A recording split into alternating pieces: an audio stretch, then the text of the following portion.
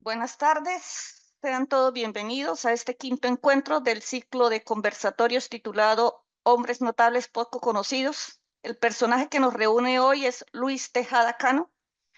Nuestro anfitrión, el profesor Armando Martínez, tendrá como invitado en esta ocasión a Gilberto Loaiza Cano, profesor de la Universidad del Valle. Ellos nos harán la presentación sobre este personaje y posteriormente daremos la palabra a los invitados. Bienvenidos. Muy buenas tardes a todos. En este ciclo de personas importantes desconocidas, hoy hemos seleccionado a un personaje que se llama Luis Tejada Cano, nacido en Barbosa, Antioquia, que fue conocido por el país en 1977 cuando en la Biblioteca Básica Colombiana fue publicada esta colección con el título de Gotas de Tinta, y con algunas presentaciones de Luis Vidales y de otras personas que lo conocieron.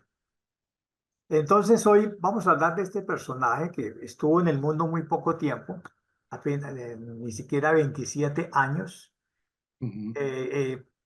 Por ser antioqueño, está emparentado con el diario de los Cano y por eso comenzó publicando en El Espectador y luego en la revista Cromos.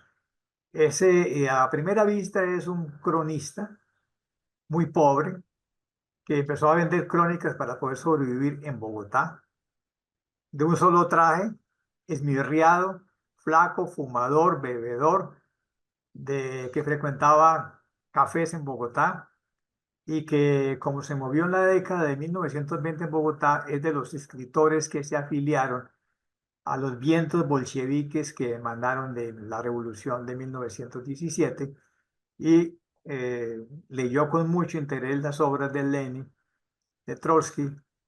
En su biblioteca tenía una gran imagen de Lenin y varias de sus crónicas están referidas tanto a Lenin como a Trotsky, y fue conocido como una especie de escritor socialista y por lo tanto anhelante de un gobierno de los obreros colombianos. Por una conjunción de tres enfermedades se fue muy temprano de este mundo, pero dejó huella en Bogotá porque era muy leído de sus crónicas, y he invitado para hablar de él, para que ustedes lo conozcan, a Gilberto Loaiza Cano, que probablemente tiene parentesco por lo Cano, que No, publicó en una editorial universitaria de Medellín algunos textos de él recientemente, que tampoco los hemos conocido. Entonces, le doy la palabra a Gilberto Loaiza para que empiece introduciéndonos a este personaje, porque el objetivo de hoy es que quedemos muy bien informados de quién era este personaje tan importante de los años 20 y la huella que dejó, al punto que ya tenemos varias ediciones de los textos que quedaron diseminados en El Espectador y en la revista Promos. Gilberto, bienvenido, y entonces comenzamos a oírlo. bueno, gracias por la presentación y por la invitación, profesor Armando.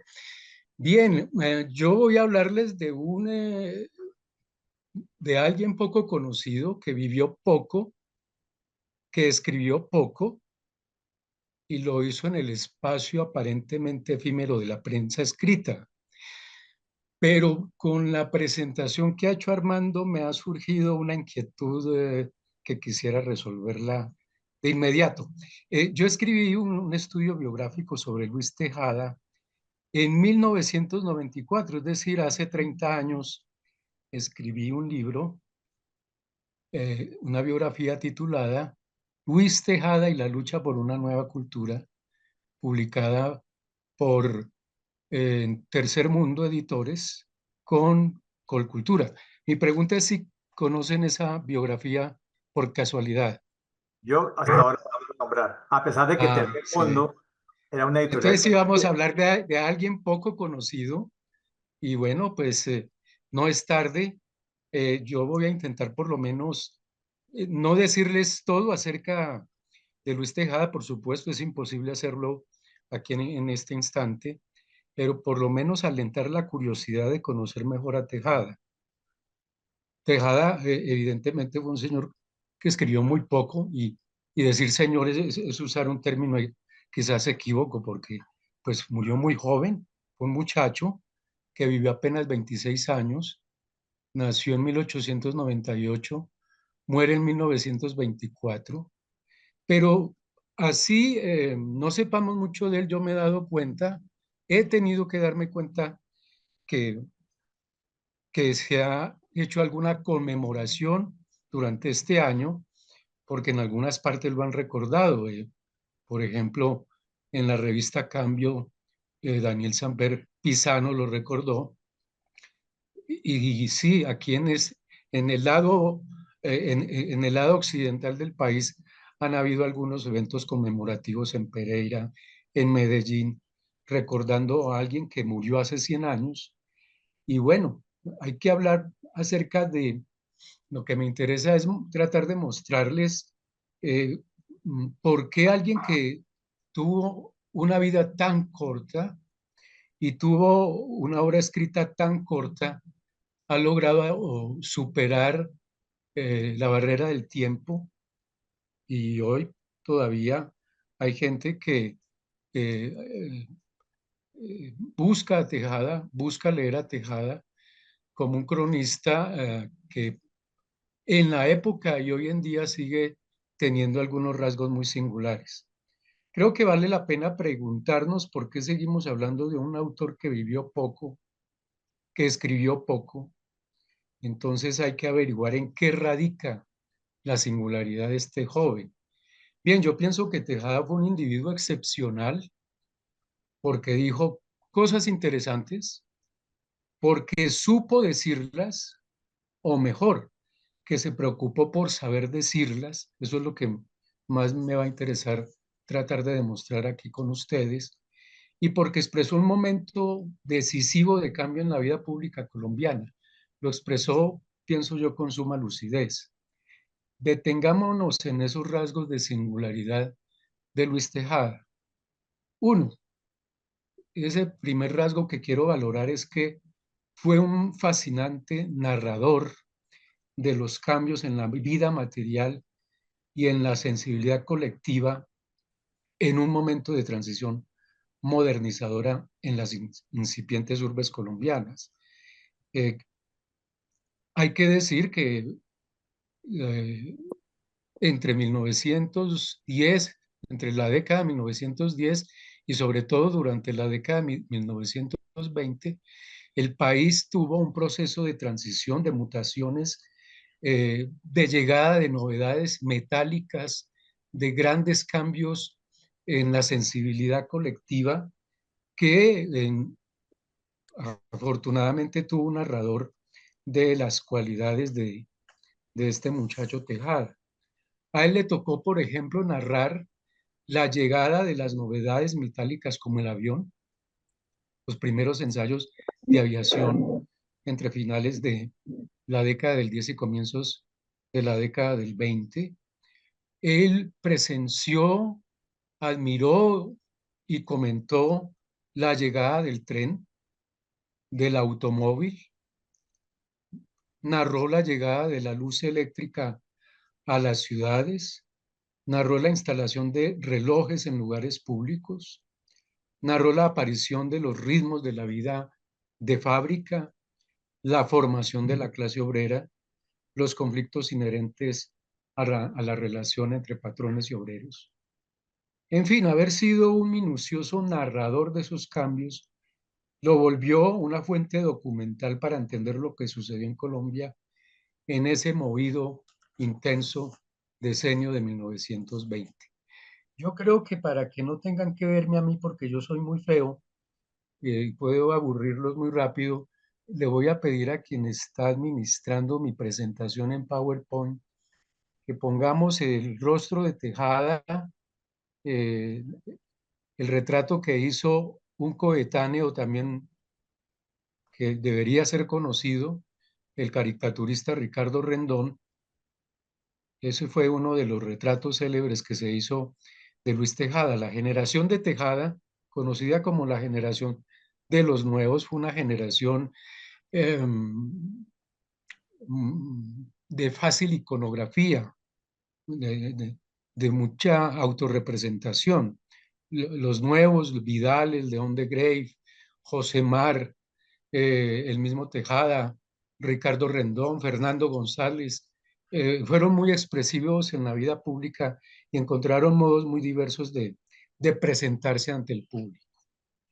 Podríamos pasar a la siguiente lámina, donde está un retrato del joven Luis Tejada cuando era estudiante de la Escuela Normal de Antioquia.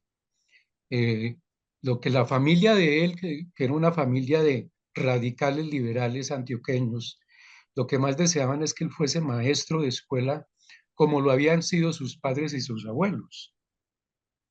Y este es un retrato de cuando Tejada estaba en Medellín, siendo un colegial de la Escuela Normal de Institutores de Antioquia. Bien, el otro rasgo que yo quiero destacar, que ayuda a entender la singularidad de este escritor, es que fue un individuo que captó con mucha lucidez el momento en que vivía. No muchos seres humanos y no muchos intelectuales son capaces de tener conciencia del momento de la vida que viven, ¿no? Es decir, de tener una autocomprensión del momento que están viviendo o padeciendo.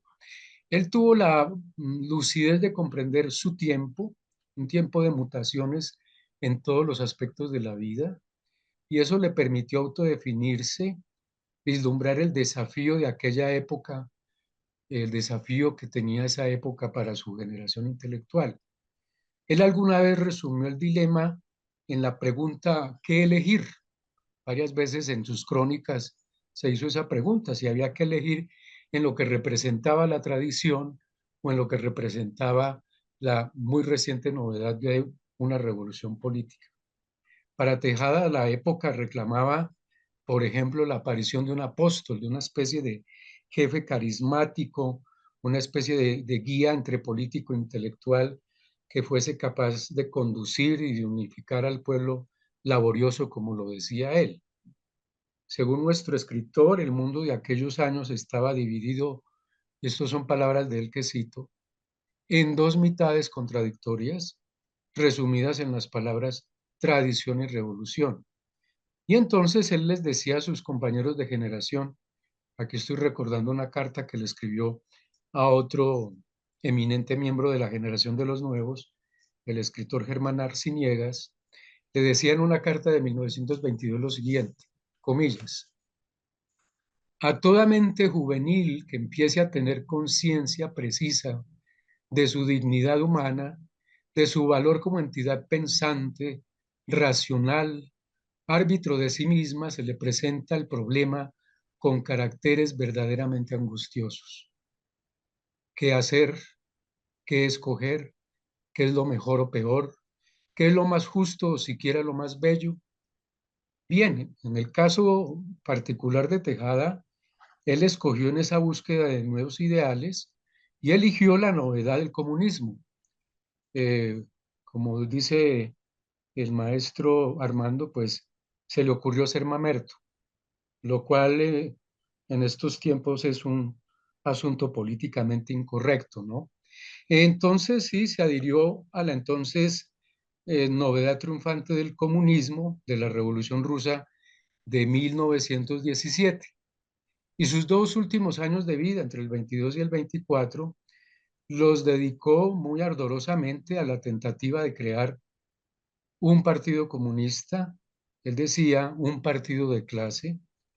Precisamente su última crónica, un poco antes de morir, se llamó Partidos del Porvenir, y allí propuso que un futuro partido, un hipotético partido político en Colombia absolutamente nuevo, debía ser un partido de clase, defensor de los intereses de una clase en particular, en este caso la clase obrera naciente, y además un partido anticlerical, liberado de la tutela de la Iglesia Católica.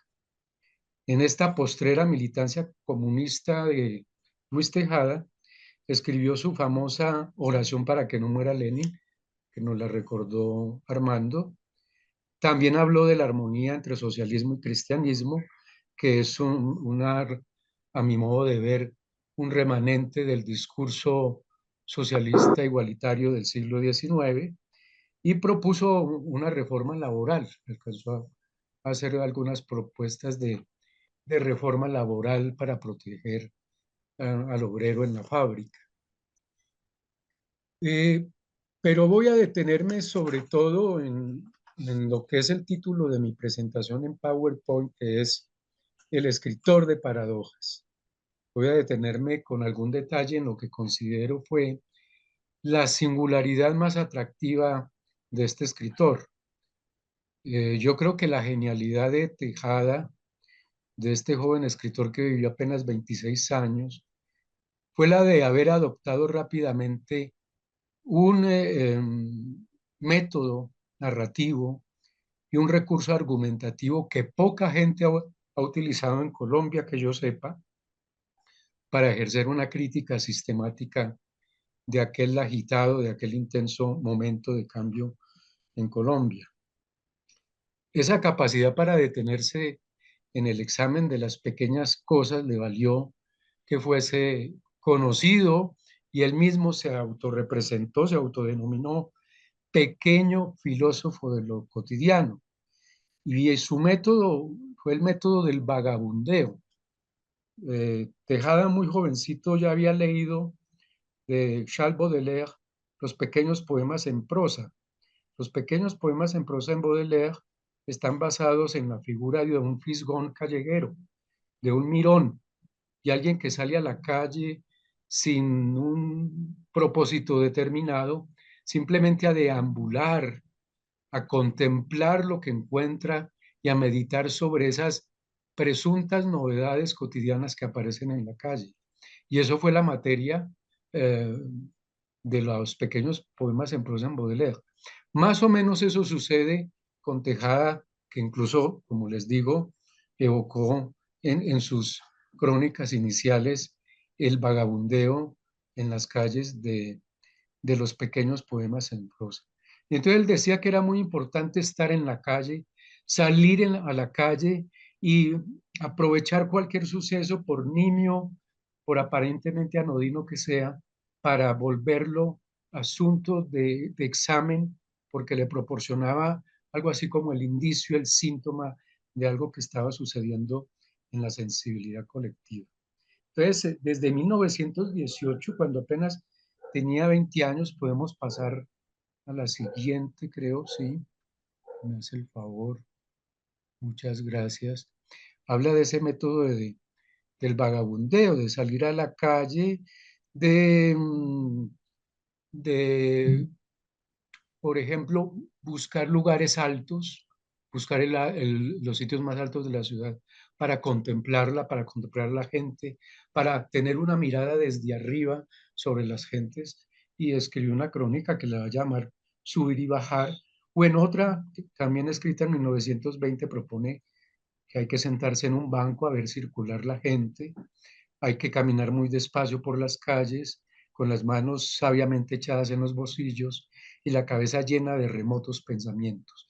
En fin, Tejada tuvo en muchas de sus crónicas un ejercicio muy autorreflexivo sobre el oficio de escritor, lo que significaba en ese tiempo de grandes cambios en Colombia que un escritor en ciudades como Barranquilla, él vivió en Barranquilla un tiempo, vivió en Medellín, vivió en Manizales, en Pereira y especialmente en Bogotá, y ese contacto con las muchedumbres de esos lugares, con los cambios en la vida material en esos lugares, con las mutaciones en las costumbres, con esos cambios en las cosas menudas cotidianas, le permitió reflexionar sobre cuál era la actitud de un nuevo escritor nacido con el siglo para entender lo que le estaba sucediendo al país.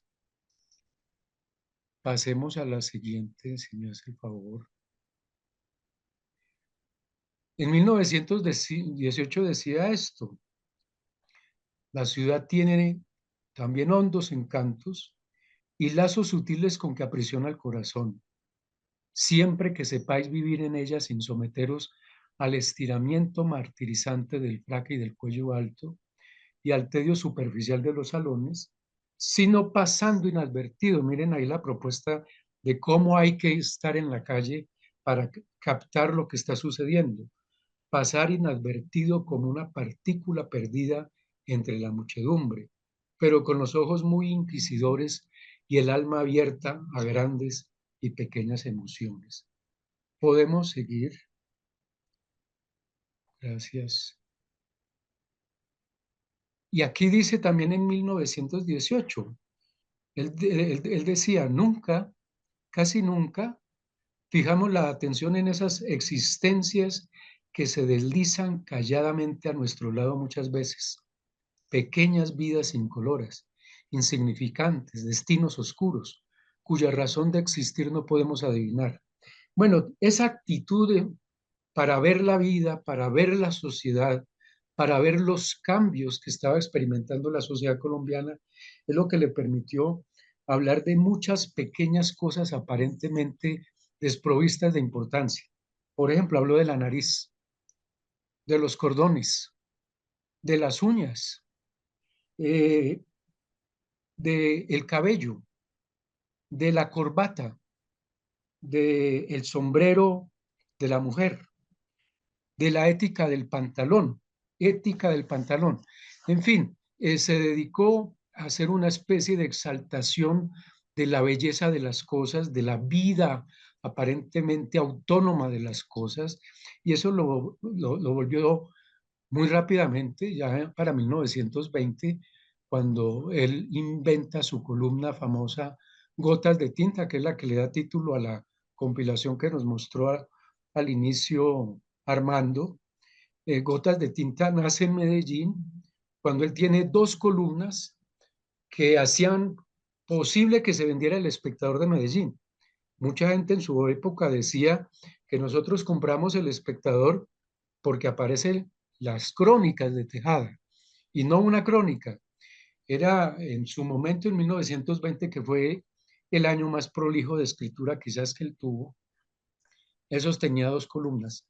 Una columna enteramente política, de debate con los políticos de la época, por ejemplo, en que discutía con el Correo Liberal o con la prensa conservadora, en una columna que se llamaba Mesa de Redacción, que también hay una compilación de Miguel Escobar Calle, ya fallecido, el maestro Escobar Calle, que hizo una compilación del Tejada escribiendo la columna Mesa de Redacción en El Espectador de Medellín.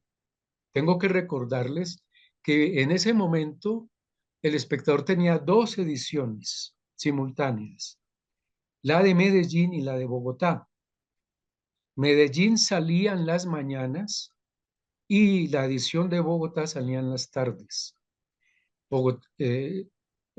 Tejada estaba sosteniendo El Espectador de Medellín con su columna Mesa de Redacción y al lado su otra columna, Gotas de Tinta, que era la columna jocoseria, humorística, de estas reflexiones paradojales.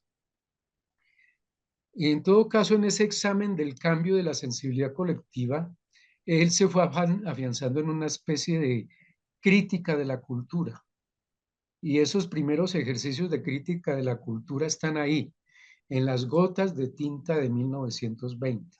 Eso lo va a seguir haciendo en 1921, en menos volumen porque algo le sucede en su vida personal en el 21, va a estar enfermo, pero ya más fuertemente en 1922, cuando regresa a Bogotá y está escribiendo en El Espectador, en Cromos, en la revista Buen Humor y en la revista El Gráfico. Entonces ya cuando él va afianzándose como un crítico de la cultura, como un crítico de las costumbres, como un crítico de la moral dominante, él va a comenzar a decir, por ejemplo, va a decir que rechaza, lo dice él, yo rechazo, abro comillas, la higiene con mayúscula, convertida en tiranía oficial con sus cloros y sus gases y sus vacunas.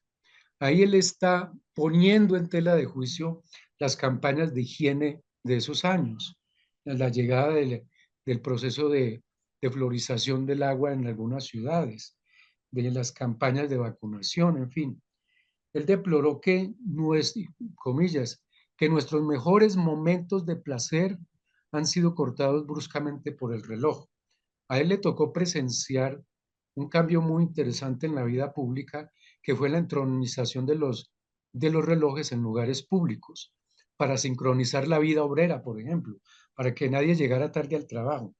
Ustedes, los bumangueses que me acaban de dar lección de puntualidad, pues yo creo que les debió interesar tener mucho, en alguna época, muchos relojes en las vías públicas para que la gente no llegara tarde al trabajo.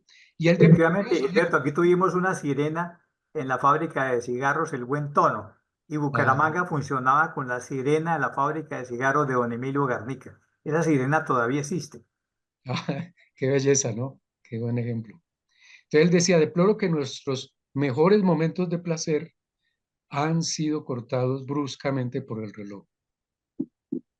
Para Tejada, por ejemplo, el progreso implicaba, decía él, orden en las pasiones y en los actos. Y por eso se atrevió a vaticinar que, abro comillas, el mundo del porvenir va a ser un mundo perfectamente civilizado, pero perfectamente esclavo. Cierro comillas. Tal vez por eso vamos a encontrar crónicas en que defiende el juego, el derroche, el lujo, sobre todo el lujo femenino, la pereza, y en literatura se atrevió a exaltar el verso imperfecto, el verso libre. El verso decía el descoyuntado, que era una manera de oponerse al clasicismo heredado del siglo XIX. Así él fue hallando una figura retórica para narrar y a la vez ejercer una crítica, la paradoja. Voy a darles un ejemplo de paradoja con la ética del pantalón de 1920. Él en la ética del pantalón se pone a reflexionar sobre unos pantalones solitarios, unos pantalones sin dueño, y va a imaginarse que esos pantalones deambulan por la ciudad completamente solitarios, sin que nadie se los ponga.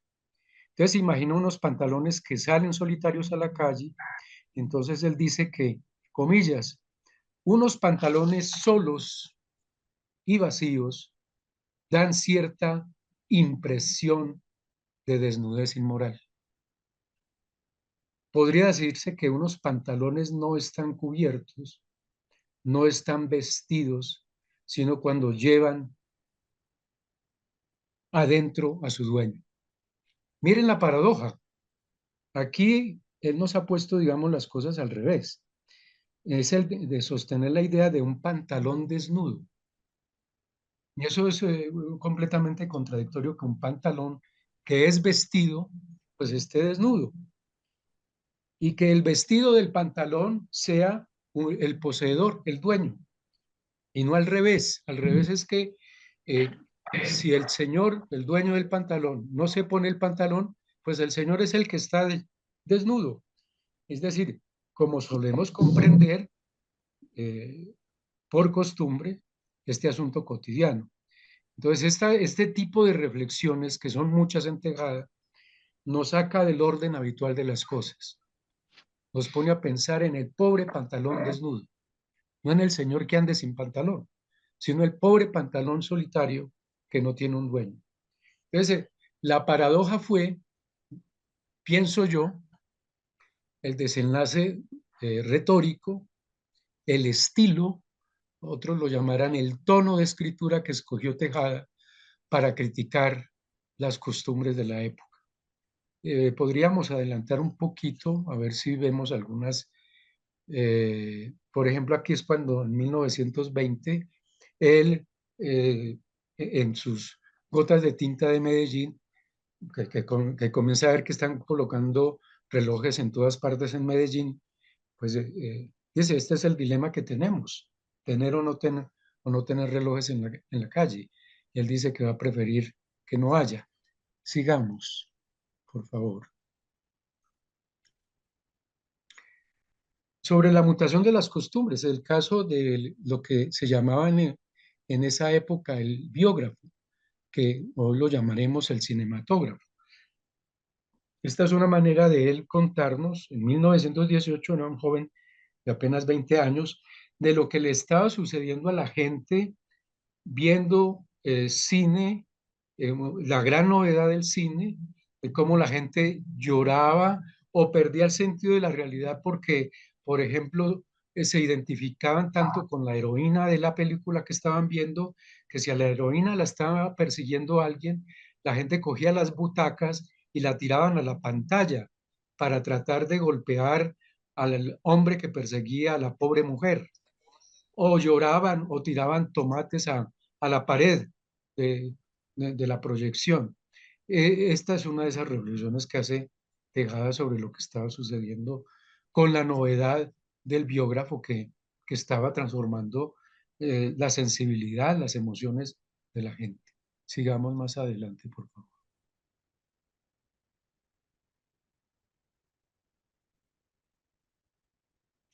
Aquí es cuando hace su crítica de la tiranía de la higiene. Y él va a defender el mugre y tomar el agua no potable, en fin. Entonces, por eso dice que antes la vida era sencilla y plena. Se ignoraba que escupir en el suelo podría constituir un atentado contra la raza. El agua se bebía en el cuenco sudoroso de la mano, en fin. Es una reflexión en que él deplora que nos estemos civilizando tanto con la tecnología del acueducto recién llegado a algunas ciudades colombianas. Sigamos, por favor.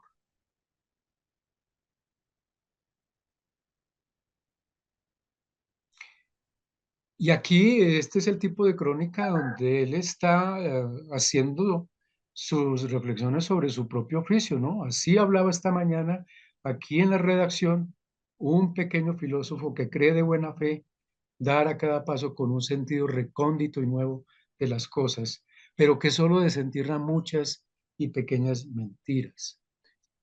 Hace parte de ese elogio que él hace de que hará después del espíritu de contradicción. Vamos más adelante.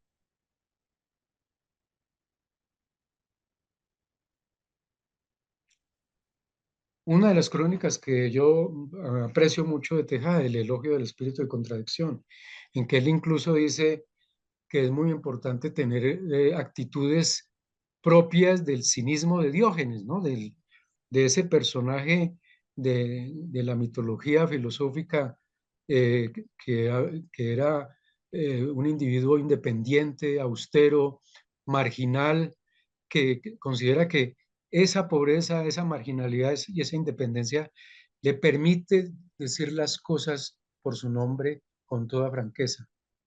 Entonces, ahí en esa misma crónica va a hablar del elogio del espíritu de contradicción. Y ese elogio del espíritu de contradicción hace parte de toda la armazón que va a culminar en el uso con cierta frecuencia, con cierto sistema de frases paradojales que vamos a ver más adelante.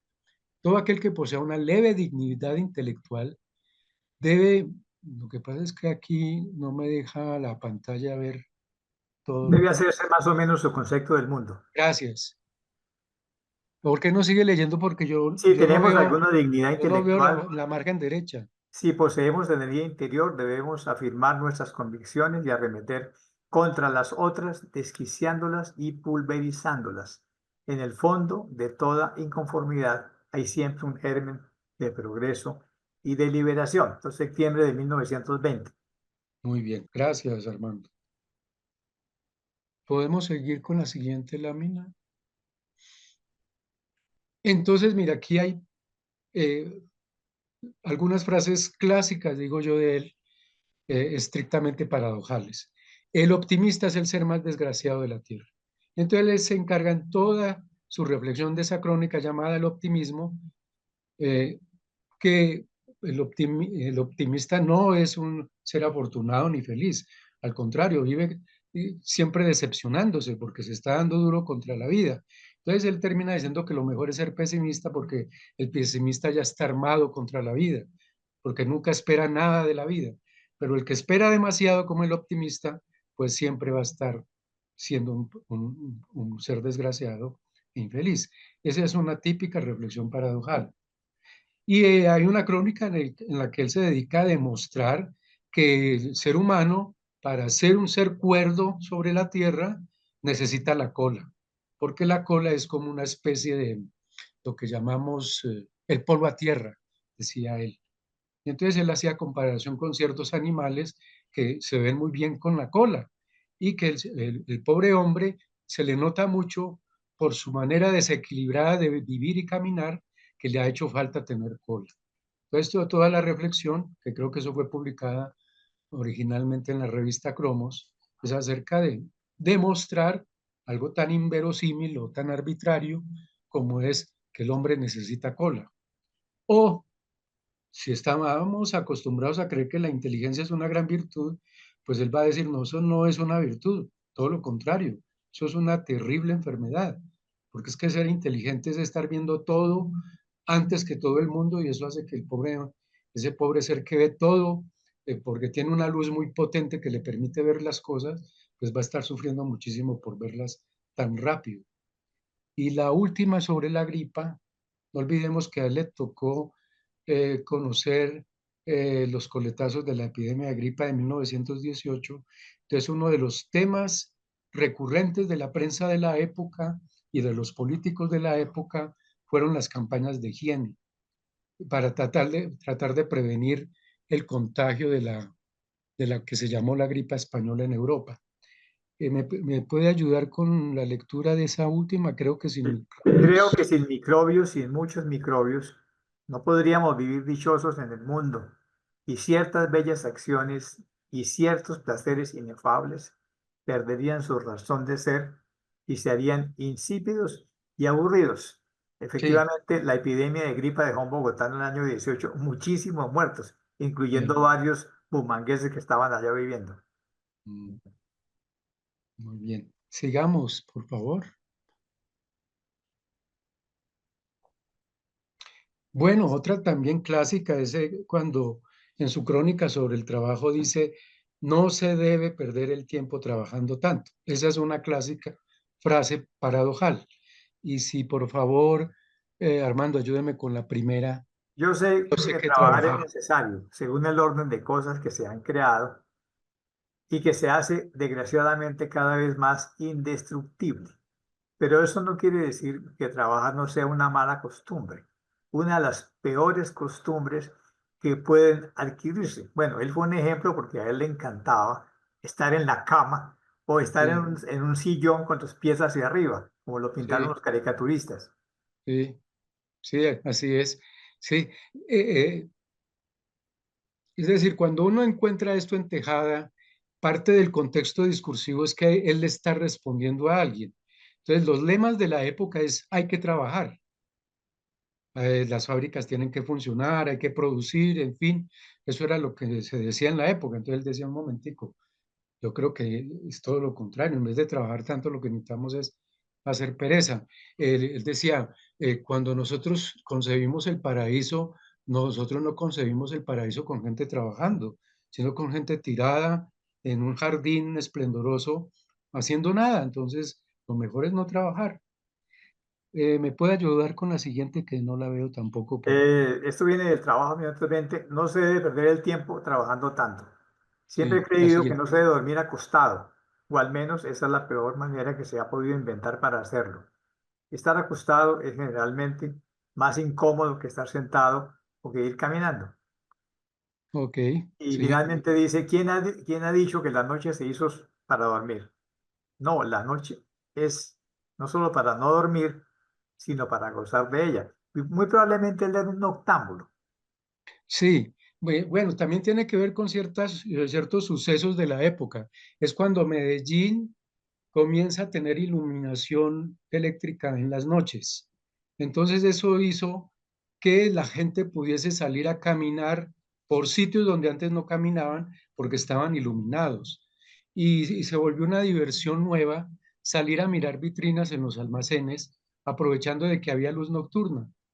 Y entonces dijo, pues claro, entonces esto hace que la vida nocturna se prolongue y ya no nos vayamos rápidamente a la casa porque se hizo de noche, se oscureció y no hay luz en la calle. No, ya que hay luz en la calle, salgamos a la calle y disfrutemos la noche. Entonces, dice, la noche se hizo eh, no solo para no dormir, sino para gozar de ella. Es una crónica que se llama Los falsos mendigos él se encuentra con un mendigo que se para frente a la iglesia de San Francisco de Bogotá, la séptima, a las 2 de la mañana, lo que quiere decir que él era un tipo que recorría Bogotá a las 2, 3 de la mañana, por lo tanto dormiría de día. Sí, sí, sí. Bueno, toda la generación de los nuevos tuvo un anecdotario cínico y bohemio. Eh, por ejemplo, la costumbre que tenían de emborracharse en un café, de quedarse tertuliando hasta muy tarde en el automático, en el café El Automático, que por Cuando fue mucho muy tiempo fue famoso León Derbez.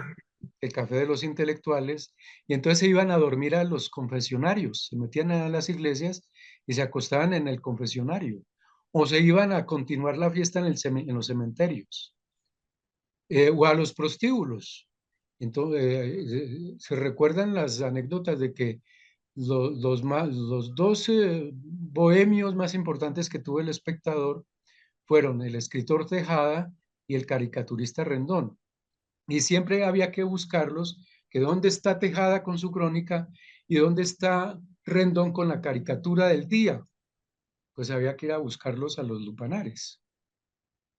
Y había poetas de Antioquia que hacían poesías a la vida bohemia, como Éramos tres los caballeros, que se lo pasaban en garitos y tabernas cambiando las sortijas. Era Mm, la época en que esos bohemios mm, disfrutaban Bogotá y Medellín. sí. Sigamos, a ver, no recuerdo si tengo más ejemplos No, ahí. hasta aquí ya no más. Ahora el uso de la paradoja.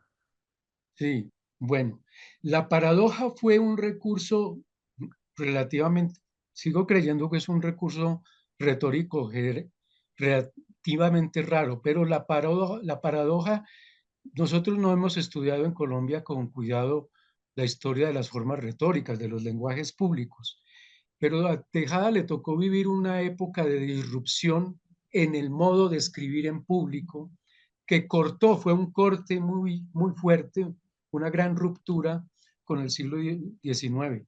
Para decirlo de otro modo, mis queridos amigas y amigos, eh, una manera de anunciar que comenzaba el siglo XX era de dejar escribir ese ensayo farragoso, razonado, lógico, coherente, propio del siglo XIX.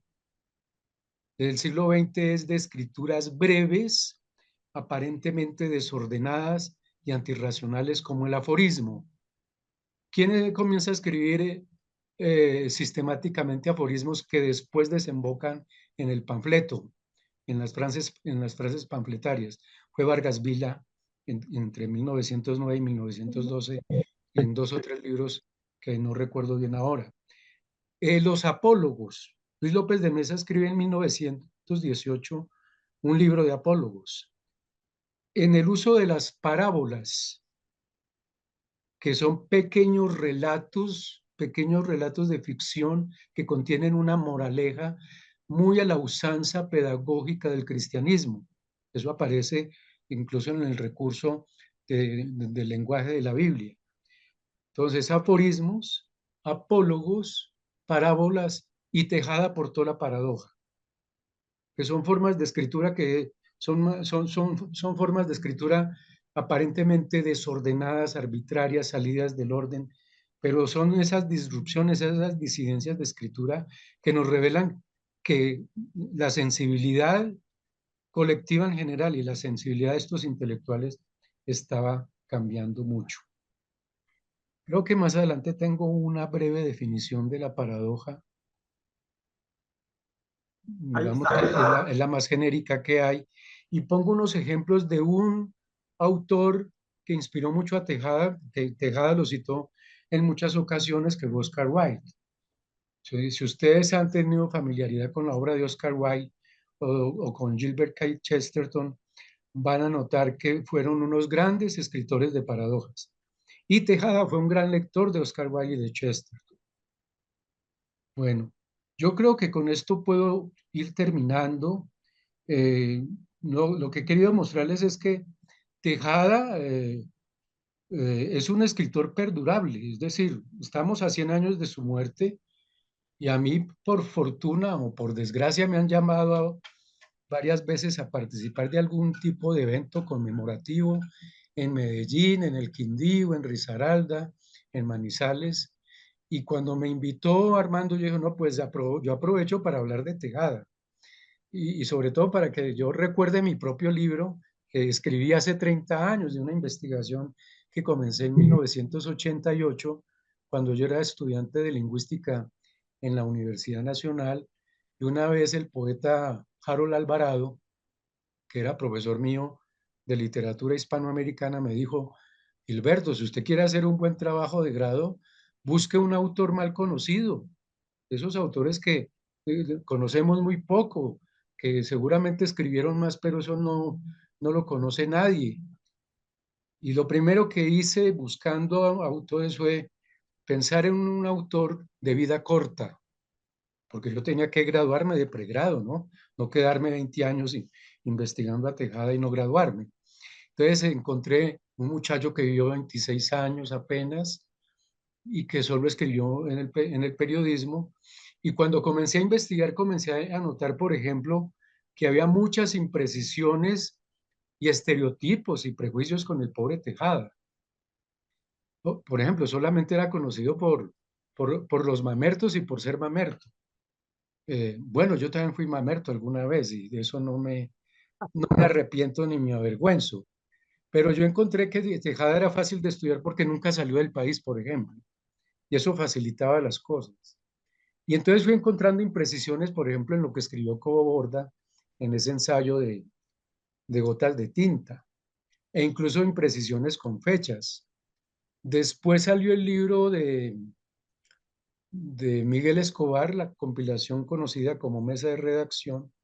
Esa compilación es del año 89. Y bueno, Miguel Escobar incurrió en un error, digamos, filológico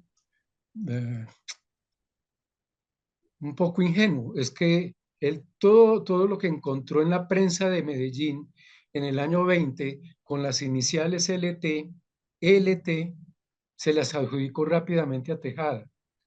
Y entonces yo tuve que ponerme a averiguar si todo lo que decía LT como firma de un artículo en la prensa de la época era adjudicable a Tejada. Y resulta que no, que existía un escritor que se llamaba Lázaro Tobón, un escritor de la prensa liberal en el Correo Liberal, que era contemporáneo con Tejada. Y entonces le seguí la pista a Lázaro Tobón y le seguía la pista a Tejada. Y entonces por ahí una decena de crónicas que aparecían en la compilación de Miguel Escobar eran de Lázaro Tobón y no de Luis Tejada. Y encontré algo que no se conocía, que fueron las muy incipientes crónicas que escribió en un periódico de colegio del papá que tenía un colegio en Pereira. Y entonces ahí los muchachos del colegio, animados por su rector, el papá de Tejada, don Benjamín Tejada Córdoba, pues se inventaron un periodiquito juvenil llamado Glóbulo Rojo. Ahí empezó a escribir Tejada. Y encontré al señor que guardaba, que había sido estudiante de ese colegio, a Carlos Dreus Castro, un ingeniero civil muy importante en el eje cafetero, que guardaba los ejemplares del Glóbulo Rojo y ahí estaban las crónicas de Tejada. Y después supe que cuando yo le pierdo la pista que no escribía ni en Bogotá, ni en Medellín, ni en Caldas, encuentro que Tejada estaba en Barranquilla.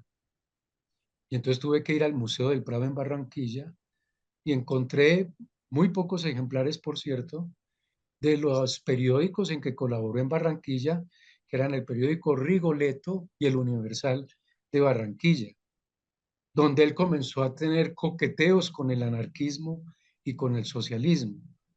Desgraciadamente no hay, creo que no hay, yo no encontré colecciones completas ni de Rigoletto y el Universal, pero logré reconstituir ese periodo completamente desconocido del joven escritor de 20 años viviendo en Barranquilla, escribiendo para la prensa de Barranquilla. Bien, entonces, muy bien. No, podemos empezar la presentación, Armando, Miguel. me haya permitido evocar tanto la vida de Tejada como mi experiencia de joven investigador, de imberbe investigador que tuve cuando hice mi trabajo de pregrado en filología en la Universidad Nacional de Colombia, que me gradué con la obra periodística completa de Luis Tejada. Y yo, pues después, ya muy tarde, por allá como en el 2014 tal vez, o no, 2012, la Universidad de Antioquia me dejó publicar una antología basada en mi tesis de grado de 1990 en la Universidad Nacional. Bueno, les agradezco mucho esta oportunidad y estoy atento a sus comentarios, a sus... Bueno, Gilberto, una de las paradojas de Luis Tejada es su desprecio por la vida de los pueblos y su gusto por la vida urbana, sobre todo en los barrios, digamos, la mala vida y los barrios bajos en las urbes. Mm, Hay una crónica donde él se burla de la invitación que le hacen para que vuelva a Barbosa, que era un pueblito chiquitico en Antioquia, esa vida campesina, bucólica. Le presentan un niño que acaba de nacer y él se burla del niño. Entonces, él desprecia la vida pueblerina y solamente encuentra gusto en la nueva vida urbana, pero la vida urbana de los bajos fondos. Finalmente, en Barranquilla adquiere una enfermedad venérea que contribuyó bastante a matarlo. Y en Bogotá, pues está en la vida urbana, cafés, cantinas, aguardiente, fumando permanentemente. Y es su paradoja, o sea, le gusta la vida urbana, que ese es el futuro, pero ojalá una vida urbana donde manden los obreros, de acuerdo al modelo mm. bolchevique. Eh, por supuesto, una persona que vivía así, vive muy pobre. Y en sus crónicas él nos dice que cuando Fidel Cano le dice, a ver, escribe una crónica para ver si es publicable, él tiene que irse a la oficina de correo, al edificio de correos y telégrafos que está ahí en la carrera séptima, porque ahí encontraba plumero y tinta gratis. O sea, tenía que ir allá porque había plumero y tinta para que la gente escribiera los telegramas. Entonces él usaba esa tinta gratis para hacer sus primeras crónicas. Y después parece que le dicta a Julieta, la mujer que lo acompaña hasta el final. Ahí viene mi pregunta. ¿Qué sabes de Julieta? Bueno, a ver, de Julieta se sabe que parece que ella fue contagiada por las enfermedades venéreas de Tejada. Parece que murió en la década del 30, que fue recluida en una especie de asilo para enfermos mentales y, y parece que murió en Pereira. Julieta Gaviria, ¿no? Ella se llamaba Julieta Gaviria. Sea, probablemente también era antioqueño, Era de Pereira, pereirano era ya. pereirana. Posiblemente tenga que ver con los Gaviria de hoy en día, pero sí, allá estuvo Julieta Gaviria y gente cercana a Julieta conservó alguna breve correspondencia, recortes de prensa, eh, de eventos en que participó Tejada o participaron los dos. Él viajó hasta Pereira, Tejada, a casarse con Julieta, a ver si no me equivoco, en 1922, y se casan en Pereira y se van a vivir a Bogotá los 2 últimos años. Hay muchas anécdotas sobre esa vida pobre de ellos dos como matrimonio. Es que eh, hablando de los perversos hábitos de Tejada, es que él leía y destruía los libros, ¿no? Él iba leyendo y la página que termina, leía acostado en la cama con su esposa. Entonces él cuando terminaba la página la rompía y se la pasaba a su esposa para que ella siguiera leyendo. Entonces los libros que leían entre los dos terminaban despedazados porque se iban pasando la hoja completa del uno al otro. La otra anécdota era que ellos invitaban a sus amigos a almorzar a la casa, pero los encontraban tan mal, tan pobres, que los amigos terminaban era invitándolos a ellos a almorzar en algún restaurante porque decían, aquí no hay nada que comer, no hay futuro de almuerzo con esta pareja. Gilberto, ¿usted no encuentra una similitud de este personaje con otro gran escritor juvenil de Cali que también murió muy joven, Caicedo? ¿Usted no ve un paralelismo entre ellos dos? Puede ser, pero no, no sé, ellos viven en épocas muy distintas. Bueno, y una de las grandes diferencias es que pues, Caicedo se suicida, ¿no? Sí. Eh, Tejada no recurre a eso. Digamos que él se mata lentamente con sus vicios, pero él fue un gocetas de la vida hasta donde pudo, sí. Completamente desordenado y desaliñado. eh, no, no le encuentro muchas similitudes, francamente. Muy No. bien. Albita, hemos completado nuestro tiempo. Quedamos en tus manos. Bueno, muchas gracias a nuestro anfitrión y a su invitado. A partir de este momento, quienes tengan alguna pregunta, inquietud o deseen hacer un aporte, por favor, levanten la mano y se les dará la palabra. Recuerde que nos vamos a centrar en nuestro personaje y en su época. Franz, ¿tienes la palabra? Prende el micrófono, Franz. Es Así. necesario abrir el micrófono para hacerse oír. Gracias, gracias Armando. Muy interesante desde la filología tratar de entender por qué ese personaje tuvo un espacio que alguien lo leía. Y mi pregunta va precisamente sobre ese espacio, está en un entorno, en una época, y la pregunta concreta para Gilberto Loaiza es si él generó gente que le contestaba, gente que le hacía algún tipo de eco y quiénes eran y en qué línea se ubicaban los que o lo seguían o lo contradecían. ¿Voy contestando Sí, o acumulo de algunas una vez. preguntas? No, contesta. Ah, bien, amigo Franz. Sí, él fue conocido como un gran polemista, es más, como un temible polemista, tanto que él mismo se temía, ¿no? En una crónica de Barranquilla dice algo así, me he ganado una terrible fama que yo mismo le temo a esa fama desde que me consideran ya un temible polemista de la prensa. Sí, él solía polemizar con la prensa conservadora, con el Nuevo Tiempo, por ejemplo, eh, con el periódico La República de esa época, que dirigía un señor de apellido Villegas, si no me equivoco, Aquilino Villegas. Polemizó en Medellín con el Correo Liberal, que era un periódico del radicalismo, el antiguo radicalismo liberal. Polemizó con la Iglesia Católica, polemizó con las autoridades de gobierno de Medellín cuando las autoridades de Medellín, del Consejo Municipal, dijeron que iban a tener sesiones secretas para tratar determinados temas.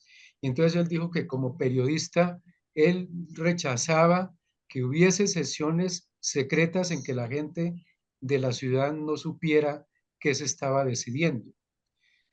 Polemizó con un señor que se llamaba Augusto Bernal, eh, y se inventaron una serie, una seguidilla de crónicas de polémicas en torno al juego. Hay una serie de crónicas en torno al juego en que su rival o su contendor va a ser este periodista antioqueño Augusto Bernal.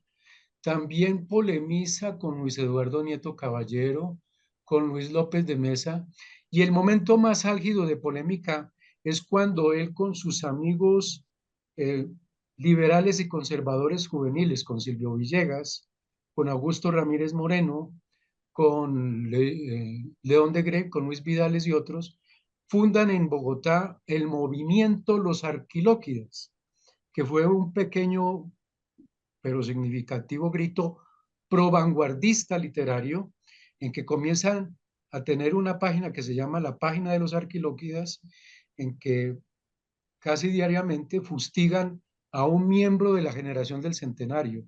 Entonces la toman contra Eduardo Santos, contra López de Mesa, contra Enrique Restrepo, contra Marco Fidel Suárez, contra José Vicente Concha, de un modo muy sistemático hasta que lo censuran y no les vuelven a abrir las páginas del periódico de las Arquilóquidas. Interesante, muy bien. Gracias. Bueno, Albita, tienes el micrófono cerrado. Ah, perdón. Eduardo, ¿tienes la palabra? Levanta el micrófono. Correcto, ya lo levanté. Bueno, en primer lugar, pues felicitar a nuestro expositor y contertulio por tan hermosa presentación y conversatorio que estamos haciendo gracias. esta noche. Y yo voy a preguntar en lo siguiente, como esa era una época donde se vivió, por ejemplo, la Revolución Mexicana, la Primera Guerra Mundial, la Revolución Espartaquista de 1918, ¿en qué pensaba este personaje en torno a estos acontecimientos históricos que se estaban dando? Por ejemplo, la Revolución Mexicana, que era un fenómeno muy latinoamericano.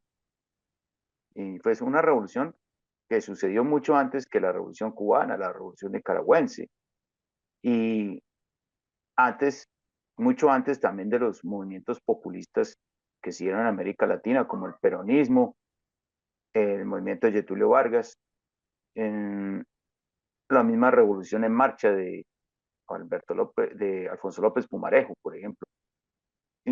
¿Qué pensaba este personaje en torno a estos acontecimientos que se estaban dando en aquel entonces, en ese decenio de siglo? Sí, Muchas gracias.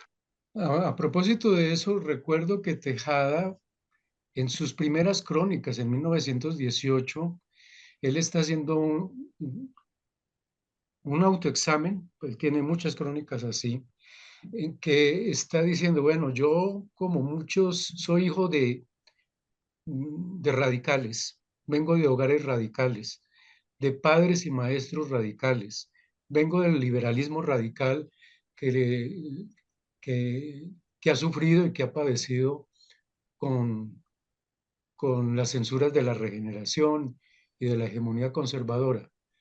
Pero yo también noto que estoy viviendo una época del derrumbe de todos los altares, más o menos dice eso, del derrumbe de todo lo que considerábamos nuestros grandes maestros.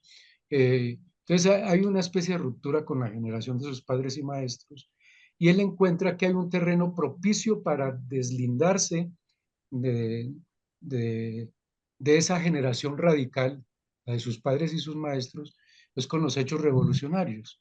Entonces él va sumando esos hechos revolucionarios, la revolución de 1910 en México, de la cual habla, la comenta en algunas crónicas de Medellín en 1920, se detiene en ciertas figuras de las revoluciones en Rusia, como lo dijo eh, Armando, en la figura de Lenin, en la figura de Trotsky, y él dice, es necesario buscar un nuevo apóstol.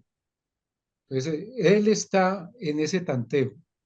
Creo que él vivió en ese tanteo.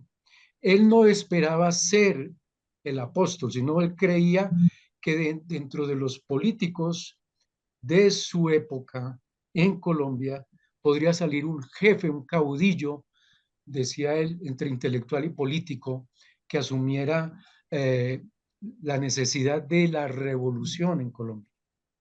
Además, hay un dejo muy rodoniano en él. Quienes hayan leído El Ariel de Rodó eh, y leen algunas crónicas de Tejada, eh, Tejada se siente como ese intelectual con misión apostólica, con, como el intelectual que no solamente tiene que escribir, sino ir a la acción política, que es lo que proponía a las nuevas generaciones el Ariel de Rodó, y hay mucho de ese lenguaje rodoniano de una especie de voluntarismo del intelectual por tener un papel edificante, conductor de las muchedumbres en esas sociedades que se están masificando en las ciudades a comienzos del siglo XX. Y por eso es que él termina, juzgo yo, comprometido con la formación de un partido comunista, eh, con las dificultades inherentes a su formación. Tejada le daba miedo hablar en público, se quedaba en silencio, sufría lo que llamaríamos hoy trastorno de ansiedad en público. Entonces lo tenían que empujar, darle codazos, improvisar que otro hablara, porque el pobre Tejada, que era el orador principal, no hablaba. Pánico escénico. Pánico escénico. Entonces es muy curioso que, y él mismo habla de eso, hay un momento en que le hacen el entierro en el patio de la redacción del Espectador en Medellín. Hay una foto en que le hacen el entierro simbólico del Tejada orador y lo ponen a él con un cirio en la mano a que él mismo haga la velación del cadáver de Tejada orador, que no sirve para orador. Tejada era más bien un intelectual que sugería ideas que le daban la bienvenida a los cambios que estaba sufriendo el mundo, a los cambios políticos, pero creo que era un muchacho impreparado para ser el político que él mismo pedía, que era necesario que hubiese un jefe político que estuviese a la altura de los cambios de la época. Muchas gracias. Muchas gracias. Bueno, ¿Alguien tiene otra pregunta? Albita, es que yo no tengo, no Sigue, sé, Carmencet, yo estoy tranquila. por fuera de Bogotá y no tengo la Pregunta, la Carmencet. facilidad de poder levantar la mano. ¿Tú me estás oyendo? Ya te Sí, estamos señora, oyendo, perfectamente. pregunta. la oímos, sí, Pregunta. señora. Pregunta, ¿Quién es? Carmencet. Carmen. Carmencet, pregunta. ¿Tienes la palabra? Perdimos la conexión con Carmencet. No, ahí Carmencet. está, pero no habla. O tiene el micrófono cerrado. No. Carmencet. Es el iPhone. Le dio pánico escénico.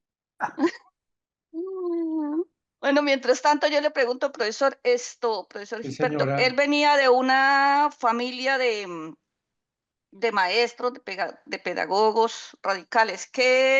¿Cuál fue su relación con su familia cuando él ya despertó hacia el otro lado de esa educación? Se volvió más inquieto, o sea, todo aquello nuevo. Bueno, a Tejada le sucede Albita, ¿me oyes? a ver, Sí, Carmen, se espera un momento, por favor, ya te doy la palabra. bueno, Alba, en 1916, Tejada es expulsado de la Escuela Normal de Institutos de Antioquia porque él es atrapado leyendo libros que no debía leer en la escuela normal. Había un bedel que vigilaba los tiempos de lectura de los jóvenes estudiantes y a él lo expulsan porque no cumple el reglamento de lecturas que debía haber en la escuela normal. Entonces ahí hay una gran decepción en la familia porque toda la familia de él era una familia de educadores muy prominentes en Antioquia, fundadores de colegios, fueron inspectores de escuela, ocuparon cargos de instrucción pública en Yarumal, en Medellín, y entonces ellos se fueron después por tener problemas con la curia antioqueña muy conservadora, se fueron a lo que hoy es el Gran Caldas, ¿no? Al eje cafetero, y fundaron colegios en Manizales, en Circasia, Quindío, y otros se fueron hasta Cali. La familia de Tejada, aún así expulsado de la escuela normal, quiso que Tejada fuese maestro de escuela en Pereira. Y el papá le dio la oportunidad de enseñar en Pereira.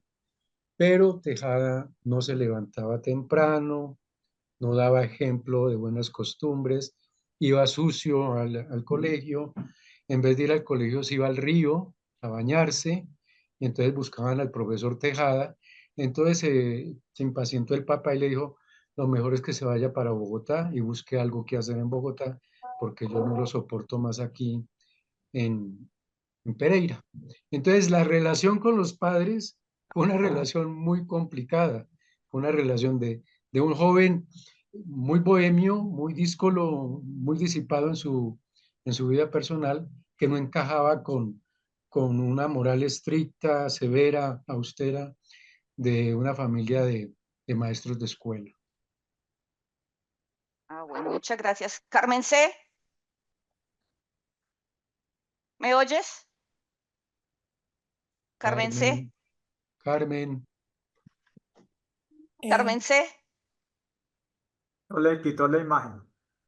Ahí está. Ahí está. Ya ¿Listo, Carmen C? ¿Me Sí, están oyendo? Sí, perfectamente. habla, por favor. Yo no oigo, pero si ustedes me oyen, ¿sí? Entonces, bueno, primero que todo saludo pues al doctor Gilberto, Armando, Elena, todos los demás amigos. Y muy interesante, de todas maneras, lo que hemos aprendido del señor Tejada hoy. Muy interesante. Lo que yo quería anotar es que de todas maneras él pertenece a una época supremamente interesante que los españoles llamaron la época de la fascinación del anarquismo. Y como han expresado tanto Armando como el doctor Loaiza, es una época en que, por supuesto, el anarquismo y, por supuesto, las nacientes ideas, digamos, del Partido Comunista, tanto se ven reflejadas como la fascinación de esa tendencia en España. Es coincidente con lo de los muchachos en Turquía, los jóvenes en Turquía que impusieron la necesidad de una nueva constitución. Por supuesto, lo de también las huelgas generales en España en ese momento. Y yo quería preguntar de todas maneras si él era familiar de María Cano, porque es como contemporáneo también de María Cano y por supuesto de las ideas comunistas que después se consideraron pues socialistas a raíz de que el Partido Comunista fue vetado pues en esa época en Colombia. ¿Qué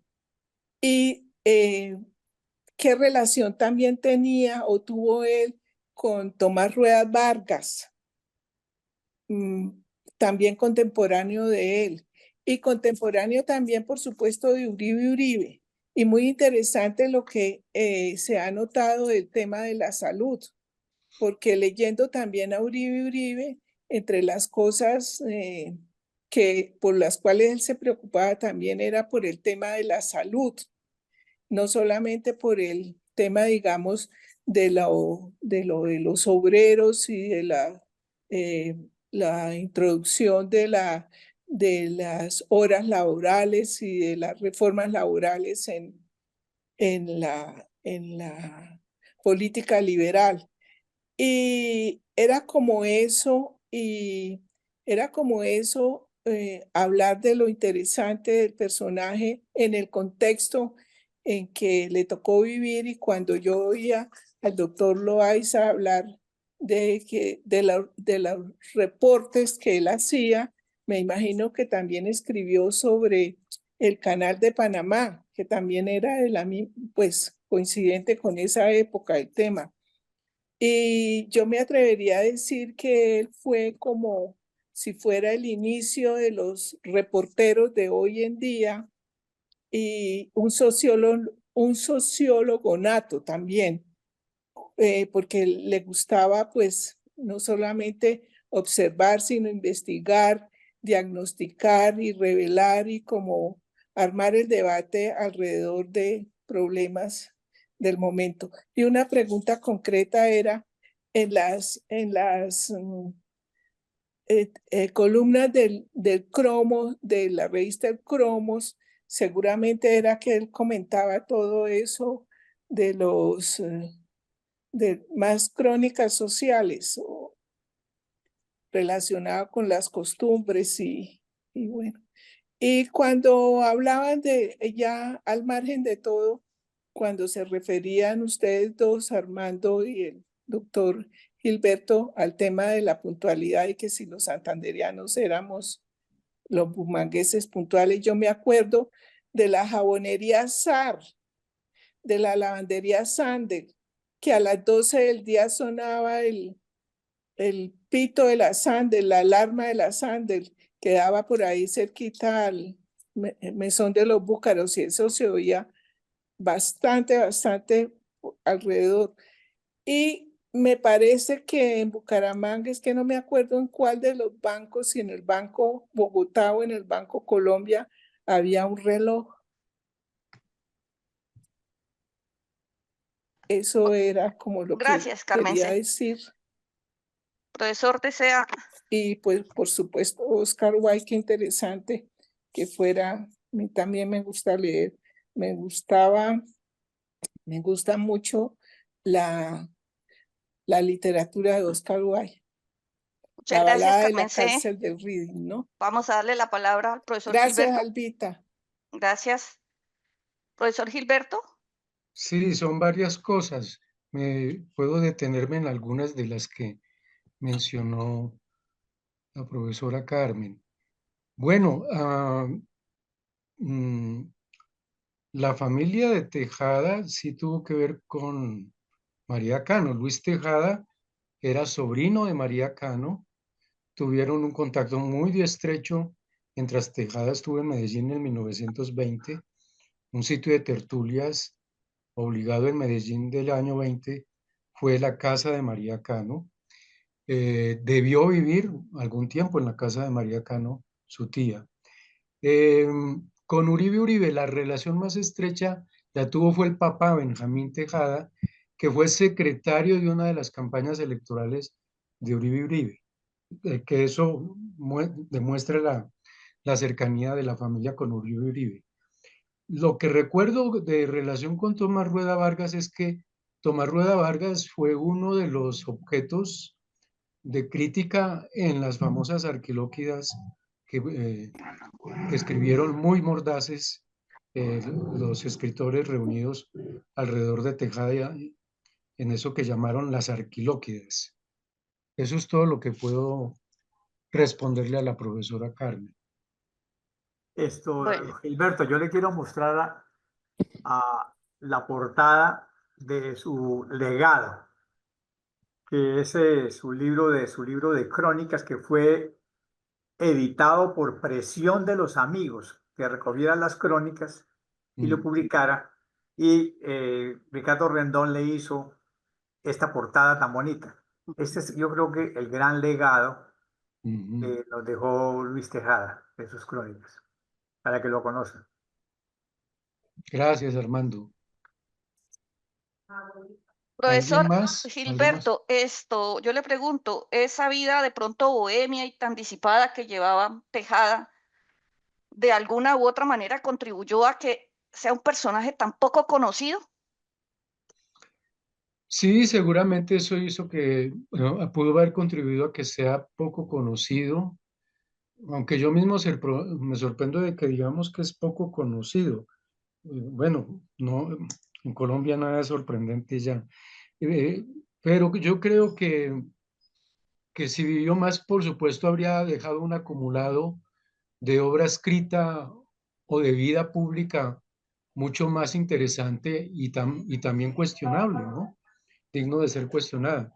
Pero, insisto, en el poco tiempo que vivió nos dejó un legado que son no 10 o 20, sino muchas más crónicas que se siguen reproduciendo. Hace poco vi una antología que le volvió a hacer el Espectador, porque el Espectador recuerda con mucho aprecio los tiempos en que Tejada era su gran escritor, su escritor estrella. Pero yo creo que con lo que dejó es suficiente para entretenernos, por lo menos yo todavía me entretengo leyéndolo. Bueno, muchas gracias. Poquito. Sarita, ¿tienes la palabra? Sí, me encantó el conversatorio y me gustaría leer, ¿se puede conseguir algo de lo que usted escribió, doctor Loaiza? ¿Y dónde? Bueno, sí, hay reedición de una antología que hice yo de crónicas para la Universidad de Antioquia, publicadas por la editorial de la Universidad de Antioquia. Yo sé que hay ejemplares que se consiguen fácilmente en esa editorial de esa nueva antología, que yo intenté que hubiese una muestra de sus crónicas desde las primeras hasta las últimas que escribió. Y mi biografía fue reeditada también por la editorial de la Universidad de Antioquia hace un par de años, y en la última feria del libro en Bogotá vi que ahí estaban los ejemplares de esa reedición de mi libro original de 1930, con algunas correcciones, con un nuevo prólogo de la segunda edición y con un buen material gráfico que consiguieron en Medellín los encargados del cuidado editorial de esa nueva edición. Entonces sí, señora Sara, ahí se puede conseguir mi libro y se puede conseguir la antología que yo preparé también, ambas publicadas por la Universidad de Antioquia. Muchas gracias. Bueno, Muchas gracias. ¿Alguien Bueno. más tiene alguna inquietud para el profesor?